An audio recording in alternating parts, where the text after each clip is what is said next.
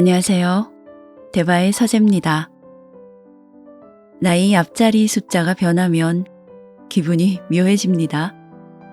아쉬움과 두려움 같은 것이 뒤섞여서 설레기도 하고 또 조금은 의기소침해지기도 하고 한마디로 복잡한 심정이 됩니다. 새로운 해를 앞두고 여러분은 지금 어떤 심정들이세요? 오늘은 나이 50을 앞두고 있거나 중년에 접어든 모든 분들, 그리고 정신없이 사느라 제대로 된 준비 없이 인생 후반기에 접어든 모든 분들에게 터닝포인트가 될 만한 책을 소개할까 합니다. 50부터는 인생관을 바꿔야 산다 라는 책인데요. 일본 최고의 교육학자이자 CEO들의 멘토인 사이토 다카시가 썼습니다. 1960년생인 저자는 인생의 전환기라고 불리는 50세부터는요. 자존심, 꿈, 사람은 버리고 오직 나를 위해서만 살라고 조언합니다. 작가 자신이 남성이라 아무래도 중년 남성의 시각에서 바라보는 50의 변화와 인생관이 주가 되는데요. 다음에 여성 작가가 전하는 중년에 대해서도 소개할 기회가 있겠죠. 이 책을 쓸 당시 50대 후반이었던 저자는 이제 막 인생의 후반이 시작되었다고 말했습니다. 여전히 중요한 인물이라는 조바심과 착각에서 벗어나면 아름다운 인생은 계속된다고 장담하는 작가의 유쾌하고 여유로운 시선을 따라가 볼까요? 사이토 다카시의 50부터는 인생관을 바꿔야 산다. 옹기니 황혜숙, 펴낸 곳은 도서출판 센시오입니다. 20대에는 욕망의 지배를 받고 30대는 이해타산, 40대는 분별력, 그리고 그 나이를 지나면 지혜로운 경험에 지배를 받는다. 발타자르 그라시안.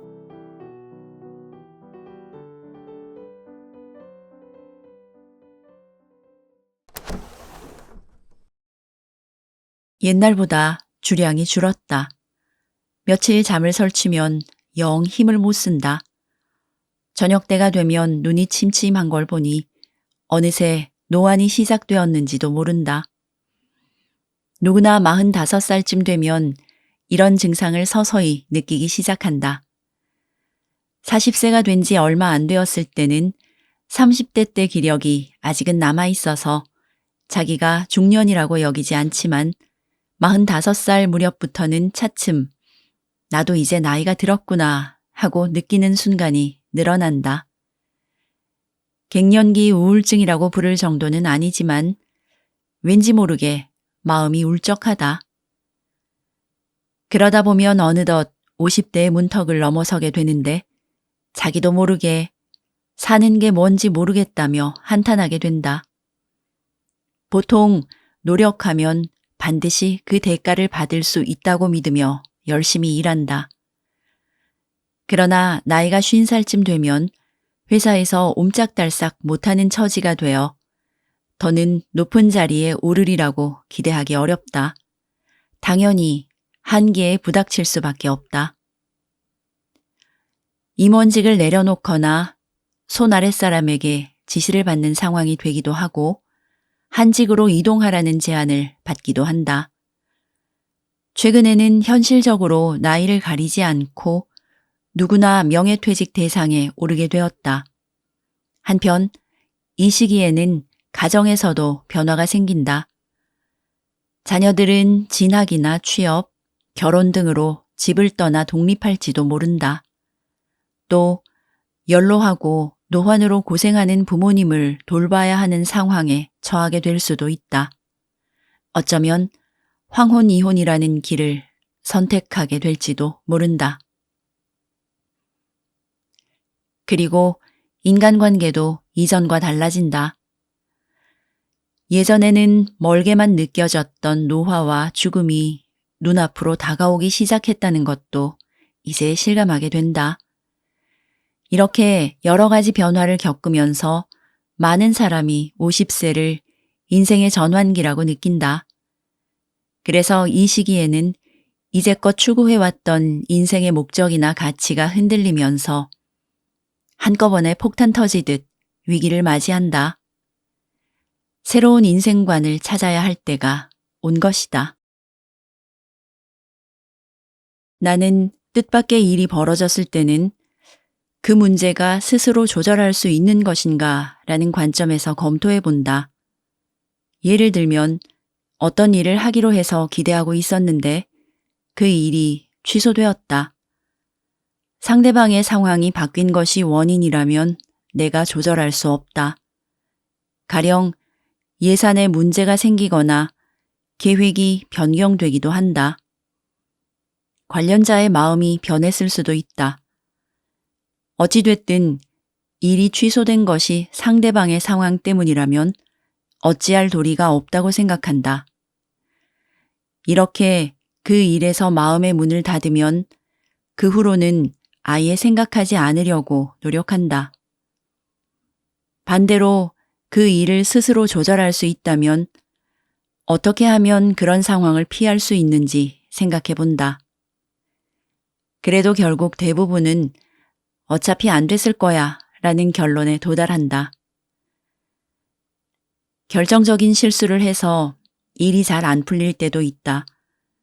그럴 때는 애초에 그 실수가 원인이므로 없었던 일로 덮어버릴 수는 없다. 실수를 반성하는 것도 중요하지만 나이가 50 정도 되었다면 실수를 만회하려고 노력하기보다 그냥 자연재해로 받아들이면 마음이 편해지기도 한다. 또는 일이 끝났는데 그 결과가 좋지 않아 다음 기회가 오지 않을 수도 있다. 내가 상대방에게 평가를 낮게 받았기 때문이다. 그런 평가를 받으면 아무래도 속이 상한다. 그럴 때 어떻게 대처하면 좋을까? 나는 비교적 나 자신을 높이 사고 인정해주는 편이다. 그런데도 다른 사람에게 부정적인 평가를 받았을 때는 남들 못지않게 마음을 다친다. 나는 강의 때마다 매번 학생들에게 강의 평가서를 제출하게 하는데 99명이 칭찬해도 한 명이 부정적인 말을 써내면 그 말이 매우 신경 쓰인다. 이럴 때는 나를 스스로 높이 평가하는 것이 오히려 해가 될지도 모른다. 이제 남들에게 존재를 인정받으려는 욕구는 줄어들 나이다. 50세가 되면 자기 존재를 인정받고 싶은 욕구와 타협해야 한다. 아니, 단정적으로 말하면 나이가 50쯤 되면 이제 남에게 승인을 받는데 연연하지 않아도 된다. 중학생은 좋아요 수에 굉장히 신경 쓴다. 고등학생도 마찬가지다. 대학생이나 20대도 신경이 쓰여서 안절부절 못한다. 그들은 어디에 갔는지, 무엇을 먹었는지 등 무엇이든 SNS에 올리며 그것을 친구들이 보고 좋아요를 눌러주기를 바란다. 40살도 아니고 50살은 정말 먹을 만큼 먹은 나이가 아닌가? 그렇게 자기 존재를 인정받아야만 한다면 스스로 자기 가치를 인정하라 라고 말해주고 싶다. 누구도 부러워하지 않는 마음가짐은 50세가 되면 이전보다 더 갖기 쉽다. 50세는 죽고 나면 모든 것이 아무런 가치가 없다는 생각이 드는 시기이기도 하기 때문이다. 30대나 40대 때는 자신과 나이가 비슷한 또래가 얼마나 출세했는지 신경 쓰이는 것이 인지상정이다. 그러나 내 경험으로 미뤄보건대 50살쯤 먹고 나면 대학 시절의 동기들과 모여도 누가 출세했다고 하는 이야기는 좀처럼 나누지 않는다. 50세는 이미 성공이나 실패가 어느 정도 결정되어 버린 시기다. 물론 돈이 너무 없으면 곤란하지만 영원히 살 수 없다고 생각하면 돈에 그다지 집착할 것도 없다. 많은 돈을 벌겠다고 아등바등 하기보다 좋아하는 일을 하면서 그 대가로 돈을 벌면 그만이라고 마음먹는 편이 의욕도 생긴다. 자기가 하는 일이 그 자체로 즐거우면 돈이 많은 사람도 별로 부럽지 않다. 젊었을 때는 경쟁심이 긍정적으로 작용하기도 한다. 20, 30대 때는 자존심이 상하는 일이 생기면 더 분발하려는 마음이 들기도 하고 같은 나이 또래 사람이 출세하는 모습을 보면 덩달아 의욕이 솟기도 한다. 누가 집을 지었다고 하면 자신도 그렇게 하고 싶어진다. 하지만 50살이 되면 누가 부장이 되든 집을 짓든 나와 상관없는 일이라는 마음이 들기 시작한다. 또래 모임에서도 자기 건강이나 부모님의 간병이 더 많이 화제에 오른다. 60대가 된 후에나 그렇게 되는 사람도 있겠지만 보통 50세가 넘으면 동년배와의 경쟁은 이제 끝났다고 절실히 느끼게 된다.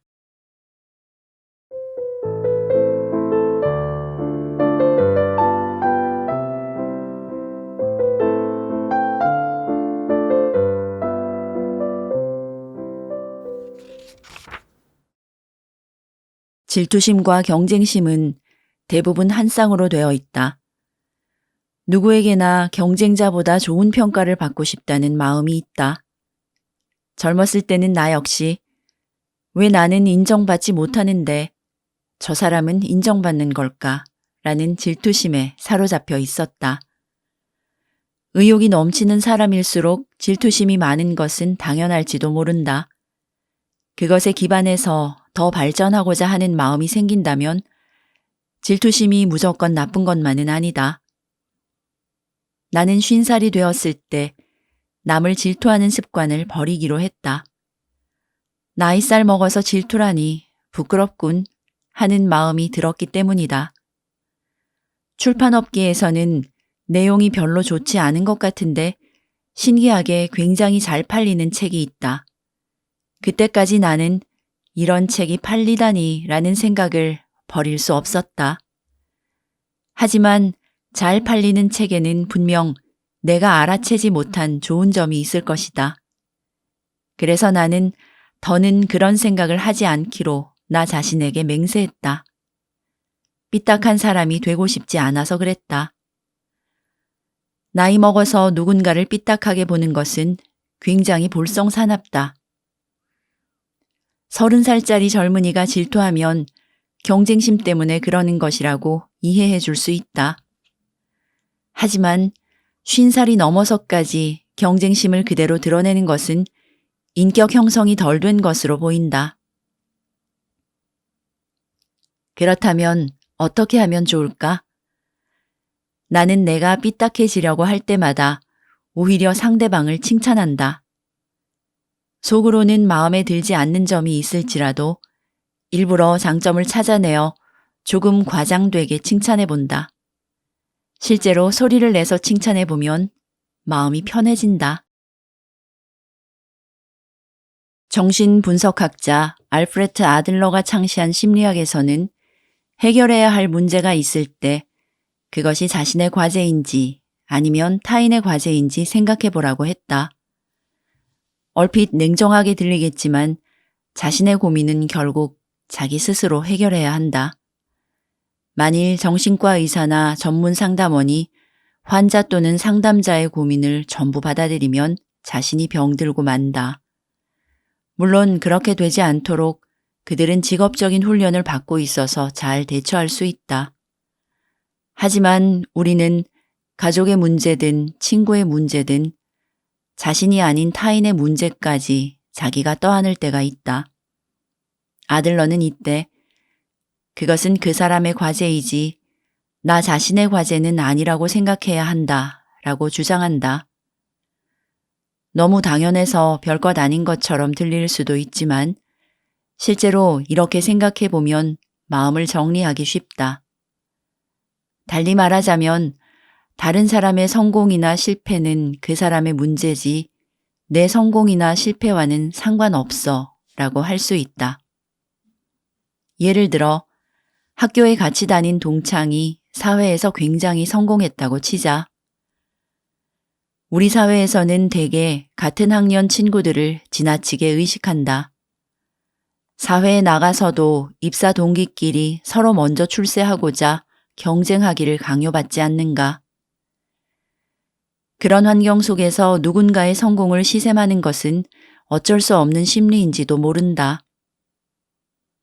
젊을 때부터 자신을 타인과 비교하지 않는 것을 신조로 삼는다면 바람직하겠지만 안타깝게도 우리 사회에는 늘 경쟁하는 습관이 몸에 밴 사람이 더 많다.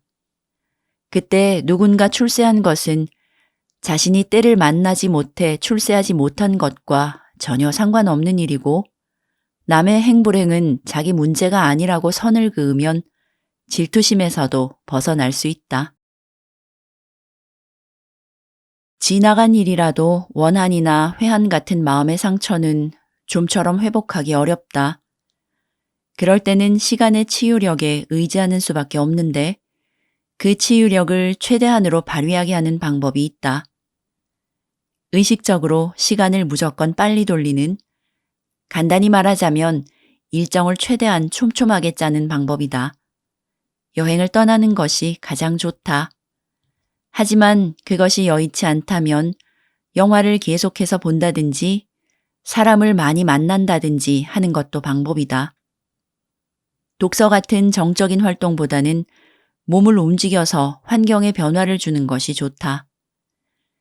그렇게 하다 보면 불과 사흘 전에 일어난 일도 그런 일이 있었던가?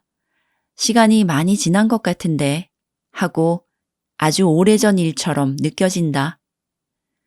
마음속에 응어리가 졌을 때 나는 당일치기 여행도 자주 간다. 그렇게 강행군을 하다 보면 바로 어제 일도 일주일 전의 일처럼 아득히 느껴진다. 아니면 좀 특별한 식사를 해보면 어떨까? 가령 몸 상태나 기분이 좋지 않을 때 지금은 장어를 먹고 몸보신하는 수밖에 없어 라며 자신을 위해 소박한 사치를 누려본다. 나는 바로 전날 있었던 일을 설명할 때도 얼마 전에라며 말을 시작하는 일이 많다. 그러면 상대방이 그건 어제 일이잖아요 라고 반문하곤 한다. 왜 그런지 나는 어제라는 말을 정말 잘 꺼내지 못한다. 물론 차분하게 따져보면 둘을 구분할 수 있지만 감각적으로는 어제도 얼마 전에 포함시켜버린다. 매일같이 너무 많은 일이 있는 데다 각각의 일에 지나치게 열을 올리다 보니 바로 어제 일어난 일도 먼 옛날의 일처럼 느껴지나 보다. 나는 텔레비전에서 스포츠를 관람할 때도 완전히 집중해서 본다.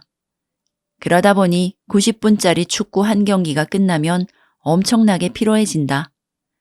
그 어느 쪽 팬도 아닐 때도 경기장의 관객 수만 명분의 흥과 에너지가 그대로 내 마음속에서 재현되기 때문이다. 그렇게 시간을 알차게 보내고 나면 그 전에 일어난 일이 잘 기억나지 않는다. 기억이 흐려지는 것은 아니지만 한번 감정의 큰 파도가 지나갔기에 그 이전의 일이 멀게 느껴지고 현실감이 없어지는 것이다. 시간이 지나도 여전히 가슴 속에 맺힌 응어리가 남아있을 때는 약간씩 불평을 토로해보자. 배탈이 심하게 나도 언젠가는 장이 서서히 회복되는 것처럼 마음의 아픔도 시간이 흐르면 천천히 치유된다. 하루아침에 모든 감정을 털어낼 수는 없다. 이런 일이 있었으니 회복하는데 적어도 1, 2주는 걸리겠지 라고 체념하고 중간중간 푸념을 조금씩 늘어놓다 보면 어느덧 상처가 낫는다. 이 일은 전치 한 달감이야 라고 선언하는 것도 자신의 상황을 객관화하는 데 도움이 된다. 아무한테도 푸념하지 않는 삶은 물론 훌륭하다.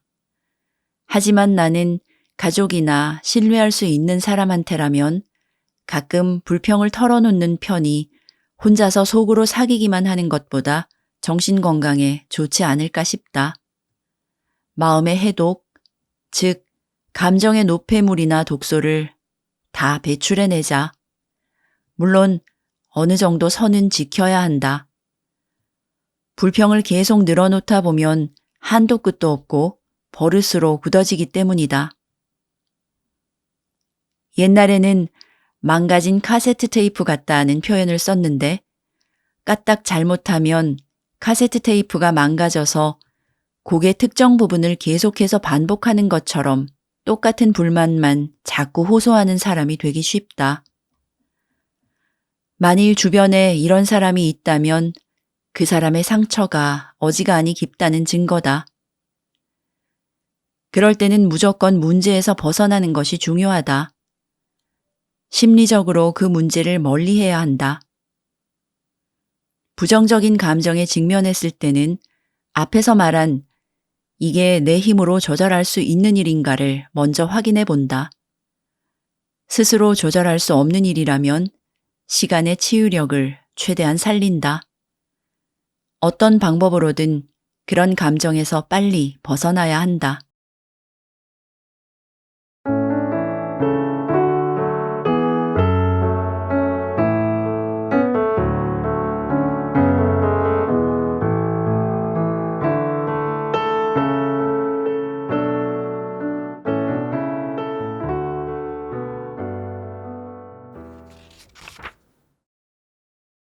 최근 산업 현장에서는 임원 정년이라는 제도를 도입하는 회사들이 있다. 말 그대로 일정한 연령에 도달하면 능력이나 업적에 상관없이 부장이나 과장 같은 직급에서 제외하는 것을 말한다. 대부분 회사는 그 적용 대상을 55세 전후로 설정한다. 임원 정년이 되면 띠동갑 정도 되는 자기보다 나이가 어린 사람의 지시를 받으면서 일하게 될 수도 있다. 업무는 별 문제 없이 수행하더라도 기분이 썩 좋지 않다. 지금까지 몸바쳐온 회사에 공헌하고 싶은 마음이 남아 있었다고 하더라도 자신을 그렇게 취급하는 회사에 애사심을 유지하기는 어려울지도 모른다. 조직에서의 지위가 자기 정체성이 되어버린 사람들에게 이처럼 직급이 박탈되는 것은 매우 서글픈 일이다.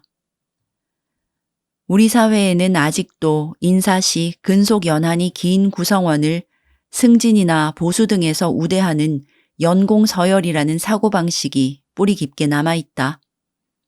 그래서 자신보다 나이 어린, 더구나 어제까지 부하였던 사람의 아랫사람이 된다는 것은 도저히 참기 힘든 굴욕이다. 우리는 인생살이에서 얻은 인간으로서의 가치와 조직에서의 지위를 혼동하는 경향이 있다.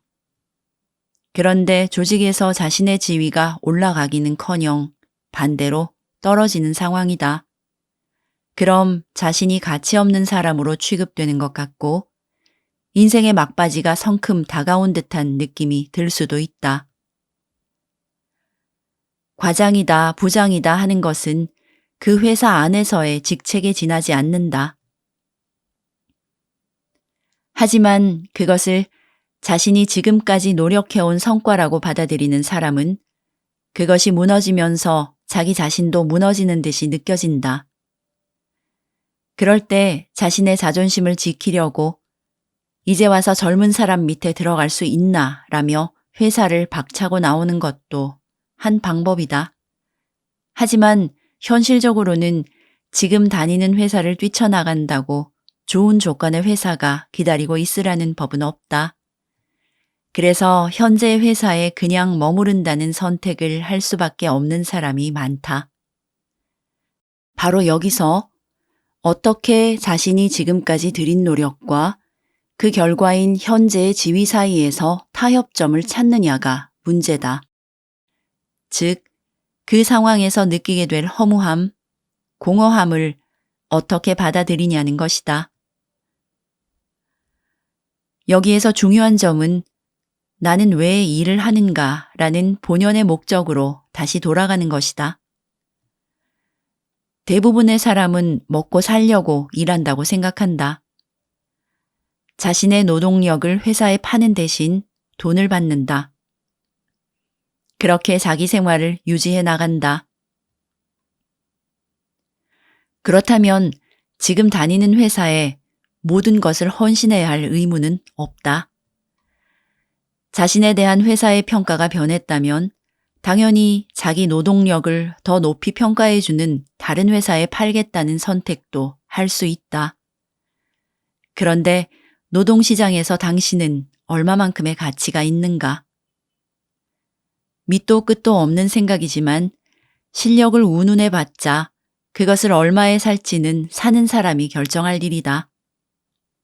어쨌거나 자신이 희망하는 가치만큼을 일한 대가로 받을 수 없을 때 상대방이 제안하는 임금을 받아들일지 말지를 판단해야 한다. 중요한 점은 설령 시장에서 낮은 평가를 받았다고 해도 자존심을 다치지는 말아야 한다는 것이다. 당신이라는 인간의 가치를 평가하는 것이 아니기 때문이다. 지금의 경제사회가 그러한 체제로 움직인다는 뜻일 뿐이다. 개인이 싸울 상대가 아니라면 더는 자존심의 문제가 아닌 것이다. 임원 정년도 재고용도 그저 회사가 살아남으려는 고육지책이다. 고령화가 진행된 현대사회를 유지하고자 만들어낸 제도인 것이다. 이런 식으로 개인의 문제와 별개로 생각해야 자기 마음을 다치지 않게 지킬 수 있다. 타협하라고 하면 뭔가를 포기하라는 말처럼 들릴지도 모른다. 하지만 타협이 무조건 부정적인 것만은 아니다.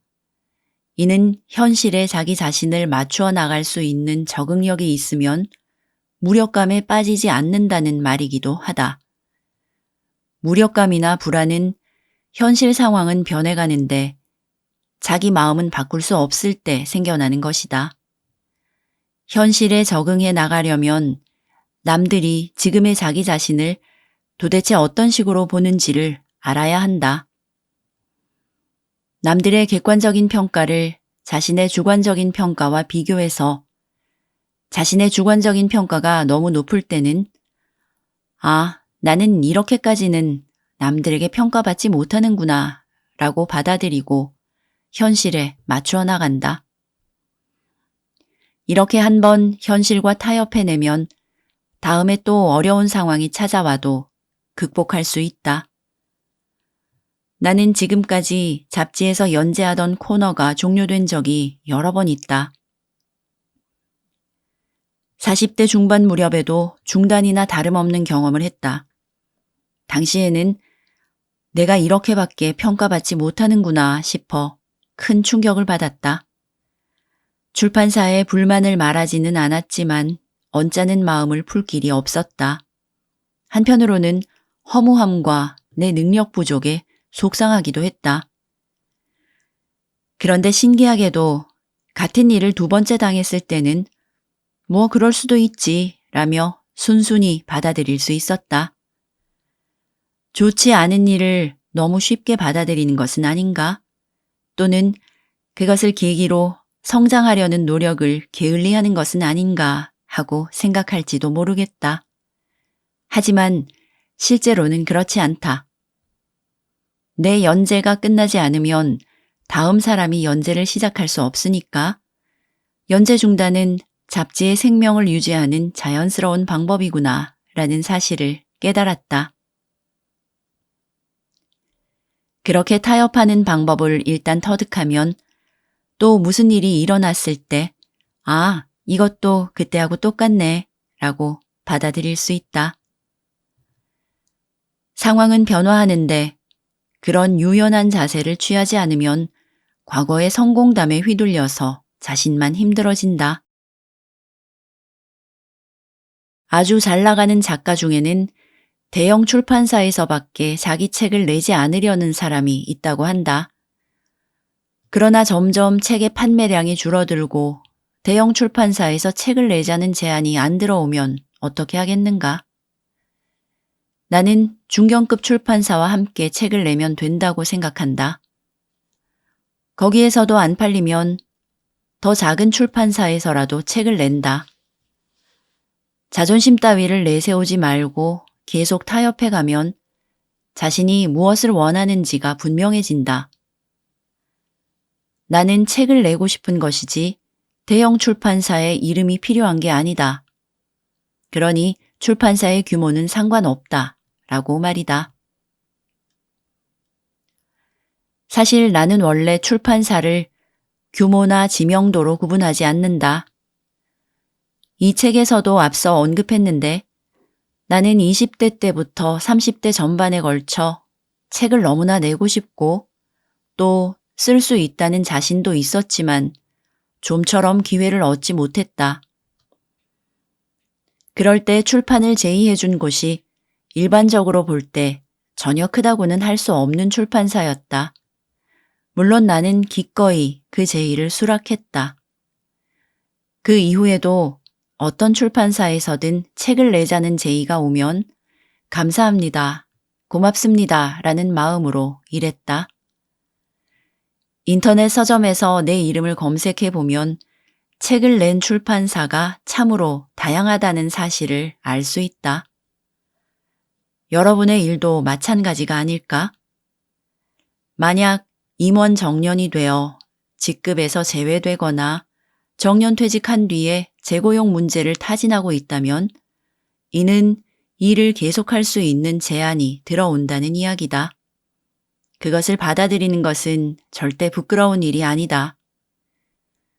50세가 넘으면 자기 정체성을 잃어버리지 않고 자존심과 타협해서 사는 것이 무엇보다 중요하다. 나이가 50쯤 되면 세상이 어떻게 돌아가는지 이미 안다. 앞으로 인생에서 무슨 일이 일어나도 지금까지 죽지 않고 살아왔으니 지나치게 애쓰지 않아도 되지라고 담담하게 받아들일 수 있다. 어떻게 보면 노련한 축구 선수가 경기를 뛸 때 체력을 적절히 배분하는 것과 같다. 90분간 계속해서 뛰기는 힘들지만 바로 지금이야 하는 순간에 몸을 움직여서 골을 넣을 수는 있다. 그처럼 효과적으로 힘을 빼는 방법을 일에서도 생활에서도 적용할 수 있다면 좋겠다. 100세까지 산다고 치면 50세는 겨우 반환점이다. 여생이라고 부르기에는 아직 많이 남은 인생을 한숨만 쉬면서 보낸다면 너무 아깝지 않은가? 이때를 충실하게 산다면 인생의 마지막 순간에 다다랐을 때 참 유익한 삶이었다고 자신 있게 말할 수 있을 것이다.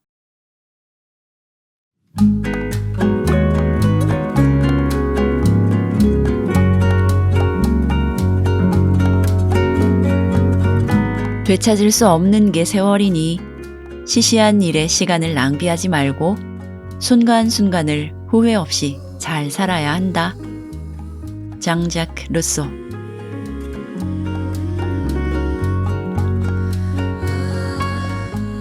대바의 한 줄 평. 나이를 의식할수록 젊은 척하게 되고 자신을 과대평가할수록 타인의 평판에 끌려다니게 된다.